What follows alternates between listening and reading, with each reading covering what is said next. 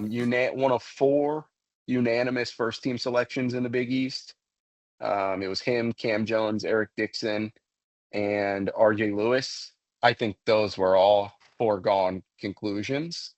Like, we knew that those four were going to be first team All Big East, and obviously the league's coaches thought the same. And Stephen Ashworth slid on to second team because Micah Peavy took the last spot in on the Big East first team. So that's I think we talked a month ago that my reasoning was if Ryan Kalkbrenner to be player of the year, if him and RJ Lewis had similar offensive outputs, but only one was in the conversation and now named Big East Defensive Player of the Year, that's your player of the year, period.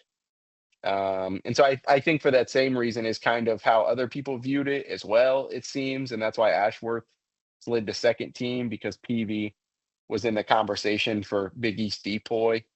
He would have had a really strong case. Him and Zuby Ejiofor would have had really strong cases if the guy who just tied Patrick Ewing, had left last year or had never gone to Creighton.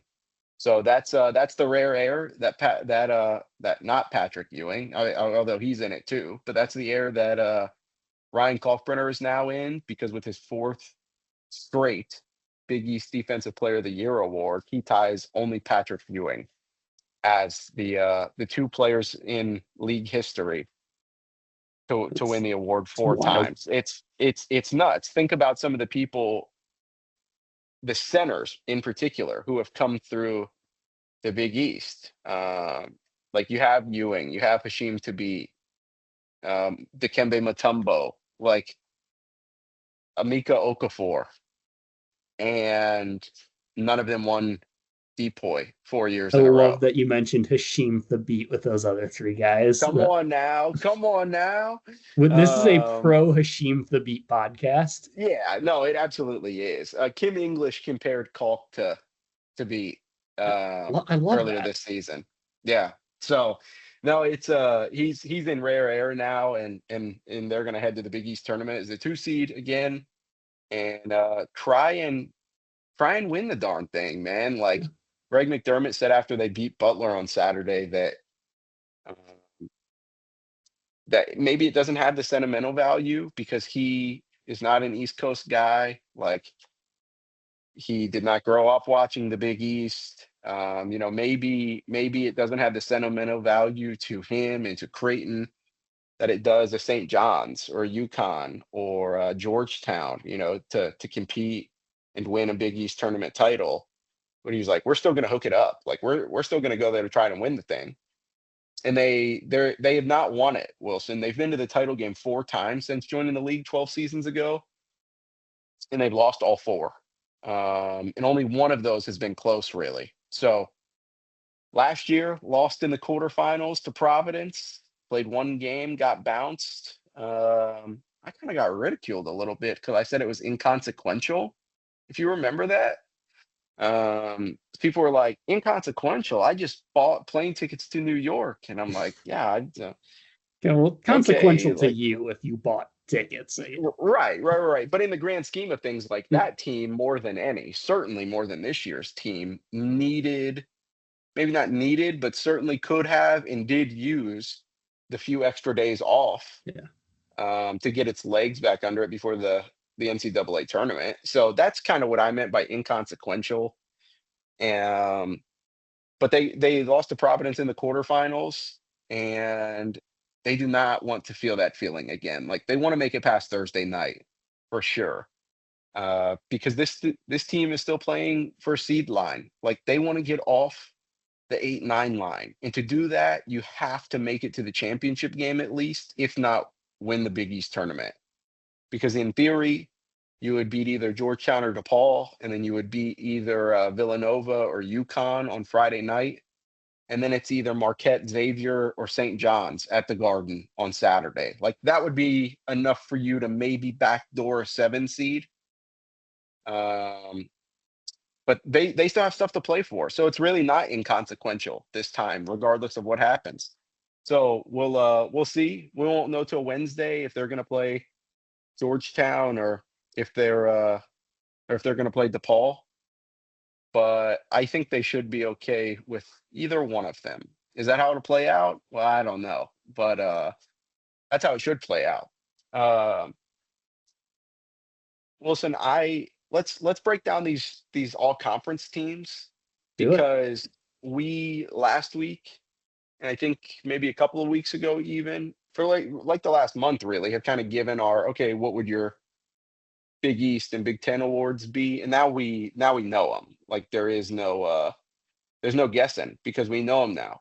I think we alluded to it a little bit earlier that Bryce Williams, as bad as Nebraska was, as poorly as the Huskers um, finished on first team All Big Ten, and he was in some pretty elite company. Wilson, He was.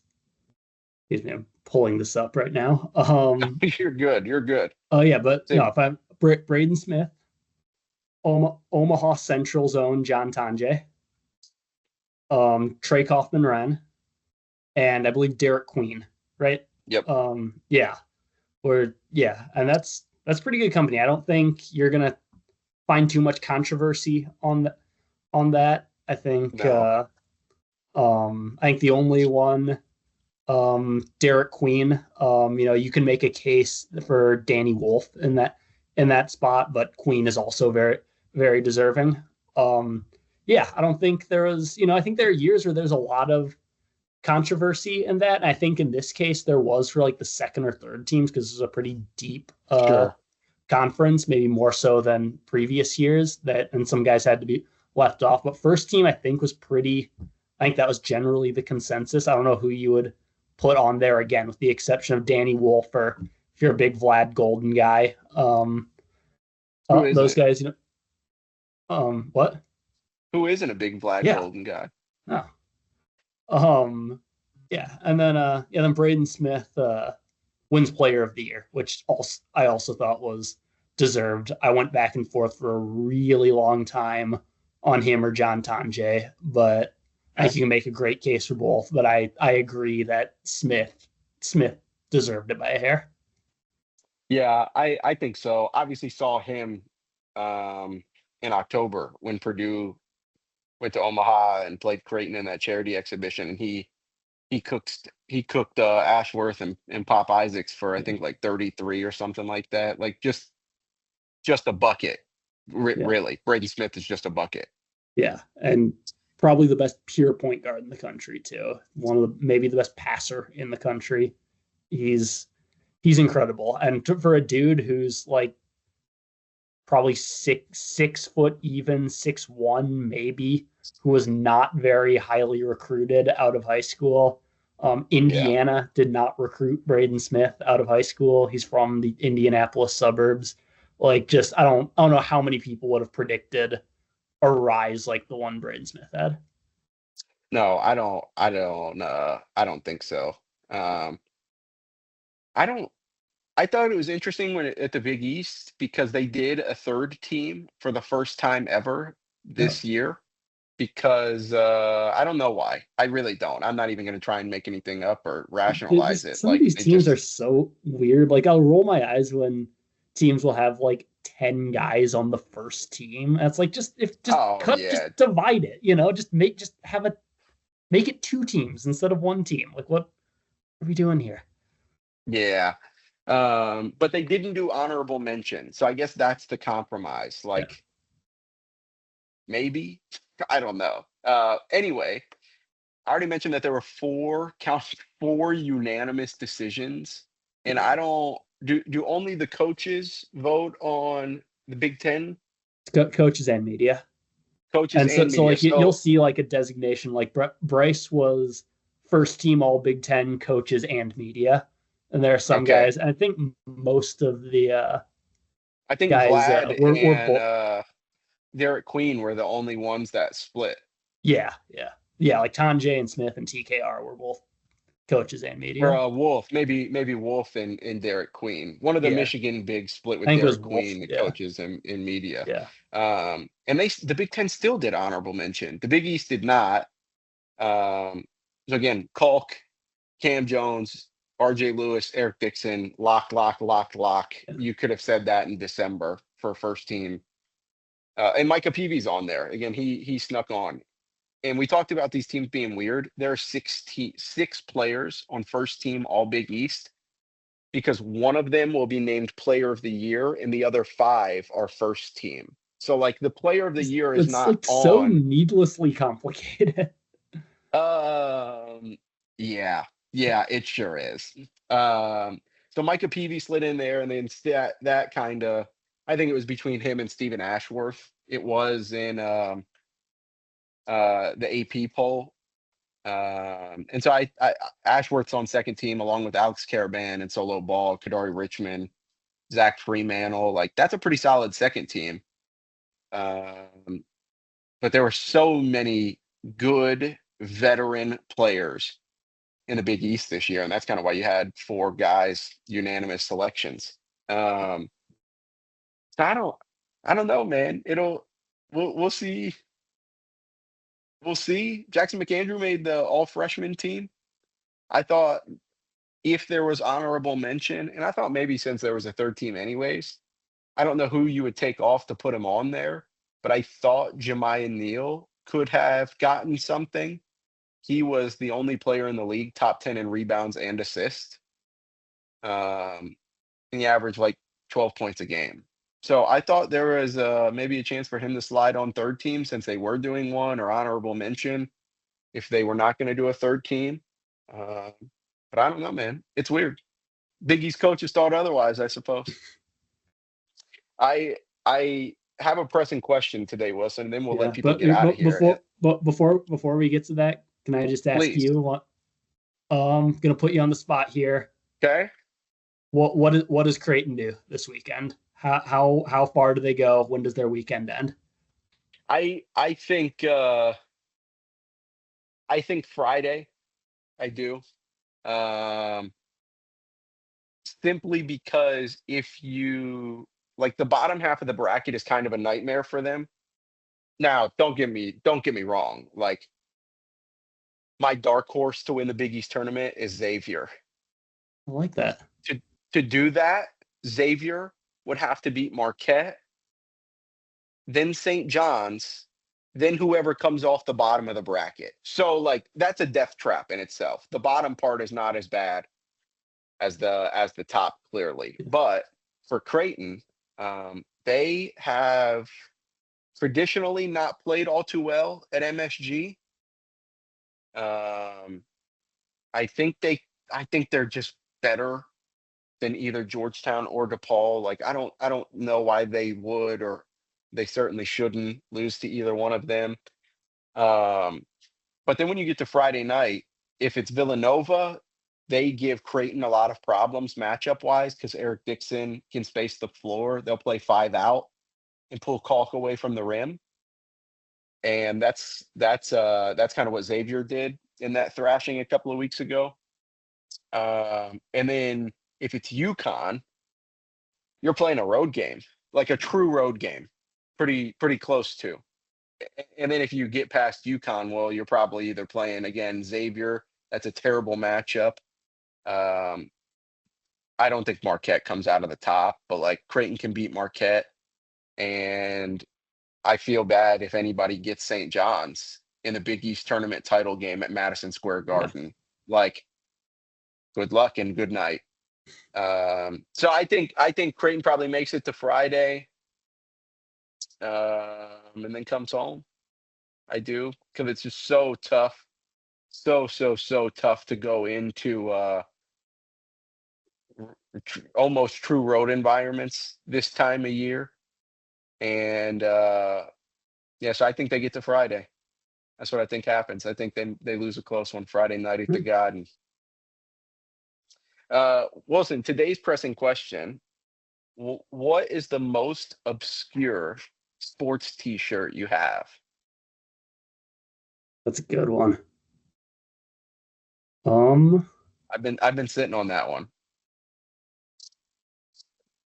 Let's see. I don't know. This is probably obscure to our audience. I mean, it's a major professional team, but it's just very random for, Oh yeah, that's okay. where I live and where I grew up and my fandom. I have a Calgary Flames t-shirt that, Fire.